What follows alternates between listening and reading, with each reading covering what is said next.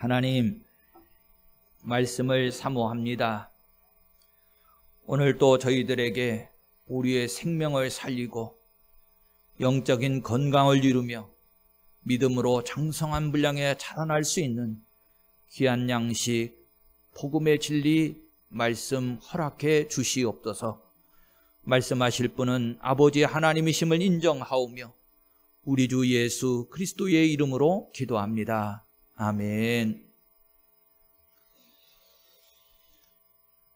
오늘 시간이 막 급하게 해도 굉장히 좀 지체가 될 것 같습니다. 임명하는 시간, 또 공동의회, 또 재직총회들이 이어지기 때문에 그런 건데 오늘 하루 정도라고 생각을 하시고 좀 이해를 해 주시면 좋겠습니다. 왜 그러냐면 아무리 부수적인 것이 많아도 하나님의 말씀을 소홀히 하고 싶지는 않아요. 하나님의 말씀은 꼭 말씀 진리대로 함께 나누고 싶은데 지난 시간에 이어서 말씀이 전해집니다만 대신 지난 시간 거를 요약하지는 않겠고요. 대신 말씀을 쭉 따라서 읽어가면서 제가 좀 찬찬히 함께 나누도록 하겠습니다. 먼저 1절부터 12절까지는 하나님의 섭리나 주권에 관한 내용을 다루고 있는데 특별히 하나님의 주권에 관한 부분도 세부적으로 보면 지혜, 지적인 주권에 대해서 강조를 하고 있습니다. 1절부터 시작을 해볼게요. 욥이 대답하여 가로되 2절에 진실로 내가 이 일이 그런 줄을 알거니와 그럽니다. 이 부분은 좀 봐야 되는데 여기 이 일이 그런 줄 안다. 도대체 이 일이 뭘까? 이 말은 앞에서 빌닷이 한 말입니다. 8장 3절에 보시면 하나님이 어찌 정의를 굽게 하시겠으며 전능하신 이가 어찌 공의를 굽게 하시겠는가? 라고 하는 말을 했는데 욥 자신이 인정한다는 거예요. 하나님은 그러신 분이라는 겁니다. 자, 그런데 더 우리가 알고 깨달아야 될 내용은 2절 뒷부분에 있는데 인생이 어찌 하나님 앞에 의로우랴 그러면서 대답을 합니다. 달리 표현을 하면 하나님이 공의로 심판을 행하신다 그러면 하나님의 공의 앞에 살아남을 자가 누가 있겠느냐? 면할 자가 누가 있겠느냐? 인생에게 있어서는 아무도 없다라고 하는 것을 강조하고 있는 거예요. 그러면 우리가 8장과 9장의 내용 속에서 정말로 초점을 맞춰야 할 강조하고 있는 내용이 우리가 깨달아 알아야 될 하나님의 말씀의 의도가 무엇이냐? 바로 오늘 읽었던 2절에 있는 거죠. 인생이 어찌 하나님 앞에 의로울 수 있겠느냐? 모든 인생은 그렇지 않다는 것입니다. 창세기 8장 22절에 보면 하나님께서 홍수 심판 이후에 땅이 있을 동안에는 심음과 거둠과 추위와 더위와 여름과 겨울과 낮과 밤이 쉬지 아니하리라 이렇게 말씀하십니다. 이 말의 뜻은 이제 우리 인생들이 이 땅에서 살아가는 동안에는 풀어서 설명하면 온갖 죄악들, 질병들, 전쟁들, 기근들, 재난들, 고통들 끊임없이 쉬지 않고 있을 거라는 거예요. 지금까지도 그래 왔고 앞으로 내일의 삶도 예외 조건이 없습니다. 그런데요, 이걸 전체적으로 보고 있는 것인데 저나 여러분들이 놓치지 말아야 될 것은 각자 개인들도 나 자신들도 하나님의 진노의 심판 앞에 자유롭지 않다는 거예요. 우리의 삶의 발자국을 되돌아봐도 땀방울을 흘려야 됐고 고난이 있었고 많은 질병과 수고가 있었던 삶이고 내일도 그렇지 않다는 것입니다. 크고 작은 문제들 끊임없이 앞으로도 일어날 거예요. 자, 그런데 우리가 그 부분에 초점을 맞추는 것이 아닙니다. 성경은요 근본적인 것을 말하는 거예요. 근본적으로 그래서 우리 인생들이 해결해야 될 문제는 사실은 이 땅에 있는 문제들이 아닙니다.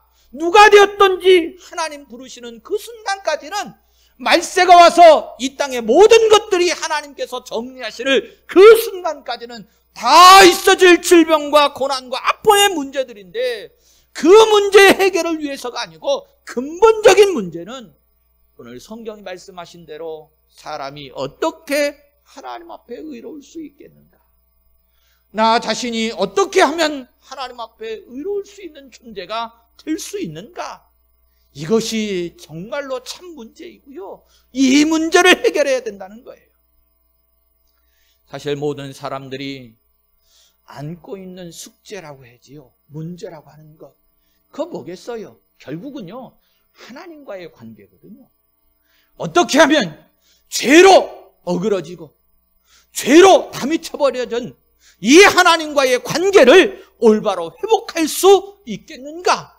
이것이 오늘 저와 여러분들 모든 인생들이 근본적으로 안고 있는 숙제가 되겠습니다. 하나님 앞으로 나아간다라고 하는 것. 이것이 근데 오늘 성경 말씀을 보면 우리가 생각하고 있는 관점과 오늘 욥기서에서 제시해주고 있는 관점이 100%라고 말할 수는 없지만 근본적으로 우리가 육신의 옷을 입고 이 땅의 삶에 얽매여서 앞에서 계속 친구들과의 논쟁 속에서 건드려졌던 게 뭡니까? 친구들은 율법에 빠져서 어떻게 하면 우리끼리 의롭고 우리끼리 온전하고 순전하고 어떻게 하면 더 죄악되고 악한 인생인가? 라고 하는 것으로 비교하고 있지만 아니요. 성경은 우리끼리가 아니에요. 하나님과의 관계성에 대한 질문을 하고 있는데 우리 생각과는 다르게 하나님께서 제시하시는 게 뭡니까? 너희들이 생각하고 있는 모든 것 다 내려놓아라. 하나님 앞에서는 절대로 본질적으로 의로운 자 없다. 그리고 그 문제를 해결하는 방법도 너희들에게 있는 것 아니고 하나님께서 해주셔야만 가능하다. 이것을 욥기서에서는 본질적인 이 문제의 해결을 우리에게 답을 주고 제시를 해주고 있어요. 여기에 우리는 주목할 수 있어야 합니다. 이것을 알았기 때문에 욥이 그래요. 3절에 사람이 하나님께 변론하기를 좋아할지라도 1000마디에 한마디도 대답하지 못하리라 그럽니다. 4절에 그는 마음이 지혜로우시고 힘이 강하시니 그를 거슬러 스스로 완악하게 행하고도 형통할 자가 누구랴 그럽니다. 한마디로 하나님을 대적하고 무사할 수 있는 사람 아무도 없다는 것입니다. 그리고 이어서 5절과 10절이 이어지는데 하나님의 광대하심에 대한 것을 시적으로 진술하면서 저는 찬양이다 이렇게도 느껴졌는데 그냥 읽어 나가 보기만 하겠습니다. 이 부분은 5절부터 제가 10절까지 읽어볼게요. 그가 진노하심으로 산을 무너뜨리시며 옮기실지라도 산이 깨닫지 못하며 그가 땅을 그 자리에서 움직이시니 그 기둥들이 흔들리도다. 그가 해를 명령하여 뜨지 못하게 하시며 별들을 가두시도다. 그가 홀로 하늘을 펴시며 바다 물결을 밟으시며 북두성과 삼성과 묘성과 남방의 밀실을 만드셨으며 측량할 수 없는 큰 일을 셀 수 없는 귀한 일을 행하시느니라. 아멘. 하나님의 위대하심, 광대하심에 대한 것을 기록하고 있는 내용이에요. 그러면서 11절로 가시면 그가 내 앞에서 지나시나 내가 보지 못하며 그가 내 앞에서 움직이시나 내가 깨닫지 못하느니라. 그러면서 사실 이 부분은 어떤 부분이냐면 욥이 굉장한 갈급함, 목마름을 사실은 호소하고 있는 내용입니다. 이런 생각도 해보았습니다. 욥이 지금은 하나님을 온전히 하나님 앞에 목마름을 해소하지 못해서 이런 고난과 어려움이 왔을 때에 갈급해하고 있는데 만약에 욥이 먼저 하나님의 임재를 맛보았더라고 하면 모르긴 몰라도 더 큰 시련이 닥쳤을지라도 능히 감내할 수 있었겠다, 이겨낼 수 있었겠다 하는 생각도 들었어요. 너무나도 위대한 신앙인이거든요. 그럼에도 불구하고 고통과 고난이 찾아왔을 때에 자기 스스로 하는 독백, 탄식도 있었잖아요. 자기 생일을 3장에서 저주하기도 했는데 만약에 하나님의 임재를 그가 체험하는 자리에 깊이 들어갔더라면 지식적으로도 말고 영적으로 성령 하나님의 인도하심 속에서 하나님의 임재를 경험했더라고 그러면 더 큰 어려움과 아픔이 있었을지라도 능히 감내하고 이겨낼 신앙인이었습니다. 이런 맥락에서 저는 예수님의 십자가의 고난 지난 시간에도 읽어드렸습니다만 이게 귀에서 떠나가지를 않아요. 나의 하나님, 나의 하나님, 어찌하여 나를 버리셨나이까? 예수님은 그럴 필요가 없으신 분이셨거든요. 그럼에도 불구하고 예수님은 하나님의 임재가 떠나시는, 멀어지는, 그리고 끊겨버린 그 경험을 하면서 육신의 고통 때문이 아니고 정말로 영적인 갈급함, 하나님의 임재에 대한 부재에 대해서 나의 하나님 어찌하여 나를 버리셨나이까 그러면서 탄식하시는 절규를 들어요. 사실 욥이 되었던지 저나 여러분들이 되었던지 이 시간 근본적인 숙제는 그렇습니다. 하나님을 대면하는 거거든요. 하나님의 임재를 경험하는 겁니다. 다시금 하나님 앞에 회복되어지는 것입니다. 이게 전정 간절한 기대와 소망인 거예요. 욥은요 답을 얻습니다. 욥기서 마지막 장에 가보시면 42장 5절과 6절에 그래요. 내가 주께 대하여 귀로 듣기만 하였사오나 이제는 눈으로 주를 배움나이다. 그러므로 내가 스스로 거두어드리고 티끌과 재 가운데에서 회개하나이다 그럽니다. 욥이요 얼마나 기뻤을까요? 그 넘치는 은혜를 이루말로 표현할 수 없었을 거예요. 이제까지는 내가 주께 대하여 귀로 듣기만 했는데 이제는 눈으로 하나님의 임재를 봅니다. 그래서 내가 지금까지 티끌과 재 가운데서 있었던 모든 것들, 내가 하나님 앞에 범죄했던 것, 탄식했던 모든 것들을 다 거두어드리고 이제 오직 하나 회개할 뿐입니다. 이렇게 말하고 있어요. 12절로 가겠습니다. 하나님이 빼앗으시면 누가 막을 수 있으며 그럽니다.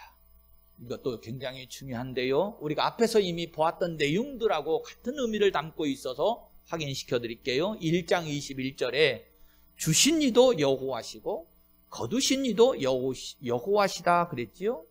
2장 10절에서는 우리가 하나님께 복을 받았은 즉 화도 받지 아니하겠느냐 이렇게 진술을 했는데 같은 뜻입니다. 무슨 내용이죠? 하나님의 절대 주권에 대해서 인정하면서 고백을 하는 거예요. 나를 결국은 다스리시고 섭리하실 분은 하나님 아버지시다. 내가 아니다. 하나님의 주권에 있다는 것을 철저하게 인정을 합니다. 그러면서 12절 뒷부분에 무엇을 하시나이까 하고 누가 물을 수 있으랴 그럽니다. 이 말씀은 한 걸음 더 나가고 있는 것인데 하나님이 어떤 분이신가 이사야서 55장 8절부터 9절 말씀을 보면 이는 내 생각이 너희 생각과 다르며 내 길은 너희의 길과 다름이니라. 여호와의 말씀이니라. 이는 하늘이 땅보다 높음같이 내 길은 너희의 길보다 높으며 내 생각은 너희의 생각보다 높음이니라. 이분이 바로 하나님이세요. 그런 하나님께 우리가 왜 그렇게 하십니까? 이렇게 말할 수 있는 자가 있겠느냐? 그런 뜻이에요. 욥은 지금 철저하게 하나님의 주권, 특별히 섭리와 지적인 주권을 신뢰한다. 이 신앙, 이 자리에 서는 것, 저와 여러분들에게도 얼마나 중요한지 몰라요. 하나님께서 왜 이 아픔을 주십니까? 나는 이렇게 충성하고 헌신했다고 했는데 내 길은 왜 자꾸 이렇게 어그러집니까? 등등등 우리도 스스로 나의 기준을 삼고 하나님 앞에 반문하고 불평할 내용들이 많이 있을 수 있어요. 그런데요, 성도 여러분, 결국 우리가 서야 될 자리가 어디겠습니까?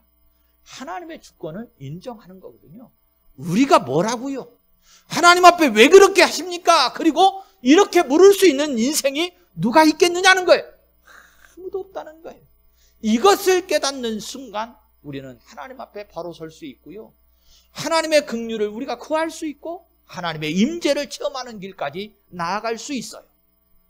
특별히 복음이라고 하는 것 앞에 저나 여러분들이 서는 일에 있어서 가장 중요한 게 뭐지요?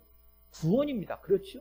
구원의 문제잖아요. 여러분, 우리가 예수 믿고 신앙생활하는 거에 있어서 가장 본질적인 핵심을 좀 보세요. 구원의 문제거든요. 하나님 앞으로 되돌아가는 것, 하나님과의 관계가 회복되는 것, 이것인데 우리 스스로 할 수 있습니까? 없다는 거예요. 자, 이것을 지금부터 또 확인을 해볼게요. 13절부터 24절까지의 내용인데 핵심 단어들을 좀 먼저 살펴보니까 15절과 20절을 좀 보시면 의로울지라도 라고 하는 단어들이 있고요. 20절, 21절, 22절에 보면 온전이라고 하는 단어도 나옵니다.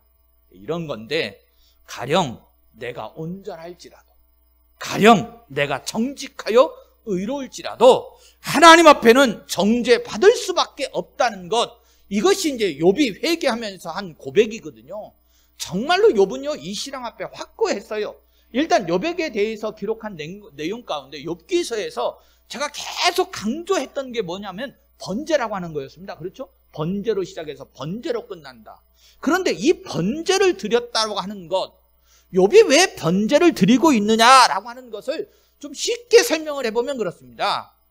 내 스스로는 죄를 벗을 수도 없고 오직 누군가가 대신 해주어야만 가능하다라고 하는 믿음이 있기 때문에, 내가 죄 앞에, 결국은 죄의 값은 사망인데 내가 죄 앞에 죽을 수밖에 없는데 이 죄 문제를 내 스스로는 이 사망의 문제를 해결할 수는 없고 대신할 이가 필요한데, 중보자가 필요한데, 그래서 필요한 것이 번제였고요. 그건 구약시대의 그림자와 예표고 실제적으로 이 일을 이루어 주신 분은 누구지요? 예수님이시거든요. 그래서 욥은 우리가 온전하다, 의롭다라고 하는 이 욥, 우리가 그렇게 인정한 욥도요, 끊임없이 자기 자신을 위해서 무엇이 필요했어요? 번제라고 하는 것이 필요했다는 거예요. 욥은 무엇을 느꼈기 때문입니까? 자력구원이라고 말했죠. 스스로는 절대로 구원받을 길이 없다. 나를 대신해 줄 것이 필요하다. 그래서 번제를 드렸거든요. 13절 14절입니다. 하나님이 진노를 돌이키지 아니하시나니 라합을 돕는 자들이 그 밑에 굴복하겠거든. 하물며 내가 감히 대답하겠으며 그 앞에서 무슨 말을 택하랴 그럽니다. 대답할 수도 변론할 수도 없고, 한마디로 하나님 앞에서는 우리말 쓸게요 유식하게 유구무원, 입이 있어도 할 말이 없습니다, 이런 뜻이잖아요. 하나님 앞에 뭔 할 말이 있겠습니까? 이런 뜻이에요. 자, 그런데 여러분들이 좀 성경을 보시면서 혹시 오해하실까봐 제가 좀 풀어서 설명해야 될 이름, 단어가 하나 있습니다. 여기 라합이 나오죠? 라합을 돕는 자들이 그러잖아요. 그렇죠? 그 밑에 굴복하겠거든. 라합이 누굽니까? 라합. 예, 여호수아 시대에 여리고성 라합이 머릿속에 딱 떠오르시죠? 저도 그랬어요, 저도. 그런데 그러면 본문이 이해가 도저히 안 되는 거예요. 이게 갑자기 라합이 나오고 라합을 돕는 자들이 그 밑에 굴복하게, 이게 도대체 뭔 뜻인가 그런 거예요. 열심히 찾아봤죠. 저도 납득이 안 되니까 여러분들한테 설명을 꼭 해드려야 될 것 같아요. 시간이 지나더라도. 일단 이 라합이라고 하는 이 단어는 원어상으로는 교만, 강팍함, 완악, 이런 뜻을 가지고 있는 단어입니다. 그래서 고대 히브리 사람들은요, 이 라합이라고 하는 이 말을 바다의 괴물 이렇게 여겼어요. 7장 12절에도 이 내용이 있고요. 이사야서 51장 9절에도 나와요. 성경에 따르면 이것은 야훼 하나님께 대해서 하나님에 의해서 정복당하고 쫓겨난 것으로 나타나는 내용들인데, 본문에서는요, 풀어서 그냥 간단하게 정리하면 사탄으로 생각하시면 됩니다. 라합은 기생 라합이 아니고요, 뭐로 생각하면 맞다고요? 사탄. 단어 뜻이 그렇잖아요. 교만, 강팍함, 완악 이랬죠. 그래서 사탄으로 상징하는 단어로 보시면 되고요. 라합을 돕는 자다, 그런 뜻은 뭐예요? 사탄에게 동조한다, 이런 뜻이에요. 하나님을 뜻을 거스리는 무리들을 다 라합이다, 이렇게 말하고 있는 것이고, 하나님께서 인간만이 아니고 이 사탄을 추종하는 모든 악의 세력들도 결국은 하나님이 굴복시키실 것이다, 하나님은 그런 능력을 가지고 계신 분이시다, 이것을 고백하고 있는 내용이 이제 오늘 이 내용이 되겠습니다. 제가 그래서 여러분들 오해하지 말라고 다시 한번 성경을 읽어드릴 테니까 들어보세요. 하나님이 진노를 돌이키지 아니하시나니 사탄을 돕는 자들이 그 밑에 굴복하겠거든. 하물며 내가 감히 대답하겠으며 그 앞에서 무슨 말을 택하랴. 이렇게 풀어서 읽으시면 의미가 더 정확하게 다 드리라 생각합니다. 자, 그래서 15절에 가령 내가 의로울지라도 대답하지 못하겠고 나를 심판하실 그에게 간구할 뿐이며 그럽니다. 성경이요, 욥을 가리켜서 한 말, 저는 굉장히 욥이 존경스럽고 사모함이 되어지는 말인데 제 스스로가 거기에 미치지 못하기 때문에 그러기는 합니다. 어쨌든 욥에 대해서 성경이 처음에 인정한 것이 뭐였습니까? 1장 1절에 온전하고 정직하여 하나님을 경외하면서 악에서 떠난 자다. 이것이 성경이 욥에게 대한 인정한 말이었잖아요.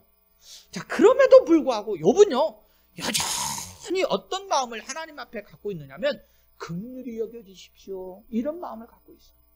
어느 때부터이냐, 이것이 그냥 지금 환난을 겪고 있을 그 순간 때문이 아니고요, 아예 처음부터 그랬어요. 동방에 우리가 옛날 성경으로 말하면 의인이고 부유한 자임에도 불구하고 그는 하나님 앞에 늘 어떤 마음을 가지고 있었다고요? 긍휼히 여겨주실 마음을 가지고, 그래서 번제를 드리고 있는 것이거든요.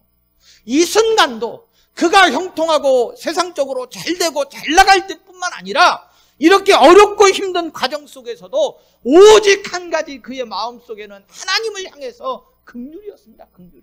하나님 나를 긍휼히 여겨 주십시오, 이것만 간구하는 거예요. 자, 그런데 우리가 또 성경을 읽어가면서 이 구절들은 혹시 여러분들이 오해할 수 있는 구절들이 있어서 아주 주의 깊게 이 내용을 보셔야 되는데, 다시 강조할게요. 욥의 마음속에는 오직 하나님 앞에 잘되고 형통할 때뿐만 아니라 아픔과 고난 속에서도 하나님을 향해서는 어떤 마음밖에 없었다고요? 긍휼히 여겨주심을 사모하는, 간구하는 그 긍휼의 믿음을 가지고 있었는데, 오늘 16절부터 19절까지의 내용은 이런 맥락 속에서 보셔야 됩니다. 딱 이 부분만 띄워놓고 보면 이게 뭐야? 이렇게 느껴질 수 있는 성경 구절이에요. 자, 읽어볼게요.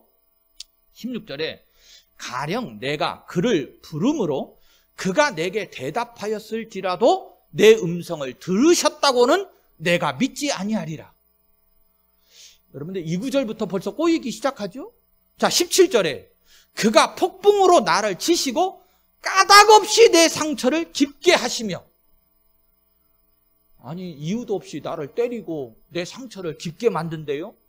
자, 18절에 나를 숨쉬지 못하게 하시며 괴로움을 내게 채우시는구나. 얼마나 압박을 하는지 아시겠죠? 19절에 힘으로 말하면 그가 강하시고 심판으로 말하면 누가 그를 소환하겠느냐. 여러분, 이 16절부터 19절까지를 제가 길게 설명할 수 없으니까 짧게 정리해드리면, 저는 이 욥이 지금 이 내용 속에서는 이것만 딱 띄워놓고 생각하면 하나님을 향해서 어떻게 항변하고 있는 것처럼 보이냐면 폭군으로 말하고 있는 것처럼 보여요. 까닭없이 상처를 주고 까닭없이 깊이 있게 만들고 숨도 못 쉬게 압절을 하고 내가 도저히 그 힘을 감당할 수도 없고. 여러분 어떠세요? 그렇게 느껴지는 구절이거든요. 자, 그런데 이걸 그래서 성경이 항상 문맥에서, 성경에 쭉 흘러가는 맥 속에서 보셔야 된다고 그랬잖아요. 욥이 그러겠습니까? 자, 그러면 다른 성경과 연결시켜서 이 앞에 흘러가는 맥 속에서 이 말씀을 한 의도가 뭔가를 좀 볼게요. 이 표현들은요, 이사야 선지자가 이사야서 45장 9절에 보면 이런 표현을 씁니다. 질그릇 조각 중 한 조각 같은 자가 자기를 지으신 이와 더불어 다툴진대 화 있을진저 진흙이 토기장이에게 너는 무엇을 만드느냐? 또는 네가 만든 것이 그는 손이 없다 말할 수 있겠느냐? 이런 이사야서에서 말씀하고 있는 토기장이가 질그릇을 만드는 일에 있어서 질그릇이 감히 만드는 토기장이라 해서 나를 왜 이렇게 만들었어? 내 모양이 왜 이래? 너 뭐야? 이렇게 항변할 수 있겠느냐는 거예요. 하나님 앞에 그럴 수 있겠느냐? 욥은 그럴 수 있어요, 없어요? 욥이 아무리 그가 인간적으로 온전하고 의로운 삶을 살았는데도 불구하고 하나님이 이런 징계를 내렸다 치더라도 감히 하나님 앞에 하나님은 폭군이십니다, 나에게 왜 이렇게 억압을 하십니까? 이렇게 항변할 수 있느냐? 절대로 그럴 수 없다는 거죠.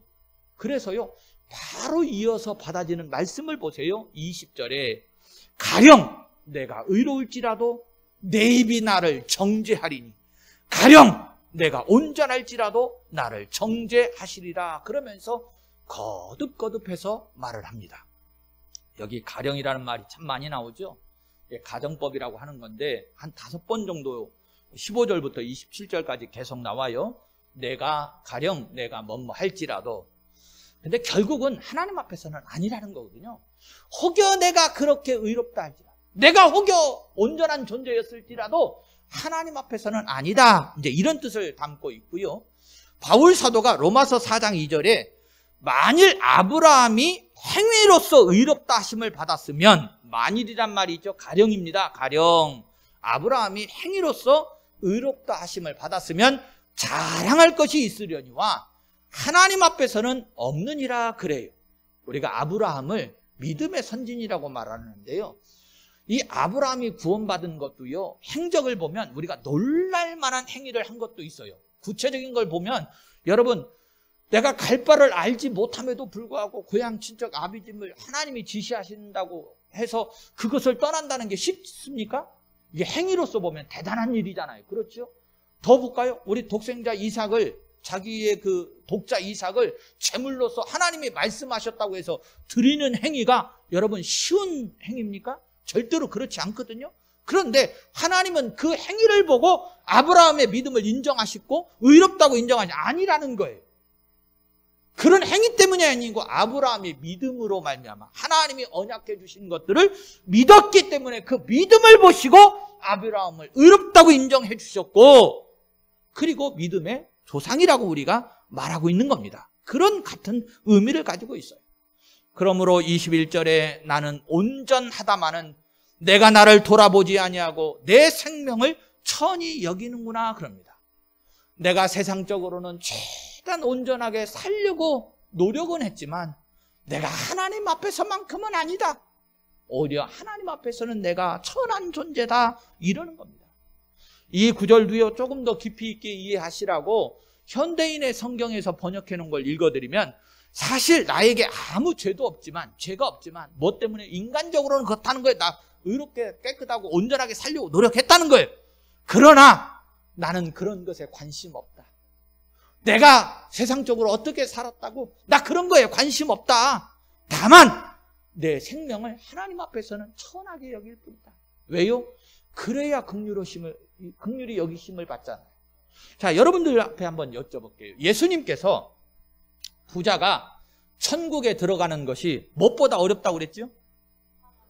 약대나 낙타가 바늘기로 들어가는 게 어렵다고 그래요. 그 소리가 뭔 소리예요? 그냥 쉽게 우리끼리 설명하면 부자는 천국에 갈 수 있어요, 없어요? 부자는 천국에 가요, 못 가요? 여러분들한테 물어볼게요, 한번. 나는 그래도 세상에서 제법 부자입니다. 그런 분 한번 손들어 봐봐요. 아무도 없어요? 나는 굉장한 부자인데. 나보다 어려운 사람들이, 가난한 사람들이 얼마나 많은 줄 아십니까? 국가적으로 보면 우리나라가요, 세계에 10번째 들어가는 부자 나라입니다. 그렇잖아요. 150여 국이 넘는 나라에서 우리나라가 10번째 정도 되면 부자 아니에요, 부자예요? 그러면 저 빈국 어렵게 사는 나라의 사람한테 저와 여러분들 한번 갖다 세워놔 보세요. 그 사람들이 여러분들을 부자라고 하게요, 가난한 사람이라고 하게요? 아니, 부자예요, 부자 아니에요? 우리나라 얼마나 살기 좋은 나라인 줄 아십니까? 어른들한테 용돈 따박따박 30만 원씩 주시지. 병원 가봐요. 어른들은 요즘 뭐 1,000원? 1,000원? 그래요? 그러면 약 처방해주고 약도 주고 다 하잖아. 얼마나 좋은 나라예요? 부자 맞아요, 부자. 그런데 저나 여러분들 그러면 천국에 갈 수 있어요, 없어요? 그걸 문자적으로 해석하면 문제가 생기잖아요. 심령이 가난한 자는 그럴 때에 예수님이 그 가난을 뭘로 표현하신 거죠? 지금 여러분들 보기에 욥이 지금 고난 중에 있을 때 말고 동방에서 부유하고 의롭고 잘되고 형통했을 때 그 욥이 심령적으로 보면 부자였게요, 가난한 사람이었게요? 하나님 앞에 가난한 자이니까 천히 여긴다고 그러잖아요, 자기를. 그러면서 뭐라고 그래요? 긍휼을 구한다고 그래요. 중요한 내용이에요. 우리가 세상적이고 물질적인 것을 세우지 마세요. 욥이 그래요, 욥이. 성경이 저와 여러분들을 그렇게 인도하고 계셔요. 자, 그러면서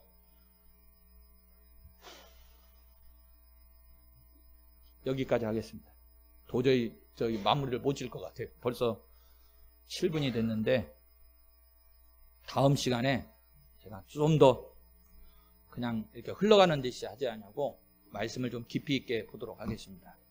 말씀을 좀 정리해 볼게요. 성도 여러분, 지금 욥기를 통해서 저와 여러분들에게 주고 계시는 핵심적인 의미가 뭐냐면 핵심적인 겁니다. 저나 여러분들이 이 세상에 살아가면서 인간적인 모습으로 교만의 부자 되지 말라. 특별히 어디 앞에서요? 하나님 앞에서 가난한 자 되라는 거예요. 자기의 생명까지도 하나님 앞에서는 어떻게 여기라는 거예요? 천히 여기라는 거예요. 그리고 하나님을 사모하라는 거예요. 긍휼을 사모하라는 거예요. 이 말씀이 얼마나 절실히 느껴지는지 모릅니다. 우리 군복교 모든 성도들이 이 말씀을 꼭 사모하시고 내가 어떻게 하면 하나님을 배울 수 있을까? 내가 누구를 의지하고 어떤 긍휼을 입을 때에 하나님 앞에 나아갈 수 있을까? 이것을 사모하면서 꼭 응답받고 이루시는 성도들이 되시기를 예수님의 이름으로 축원합니다.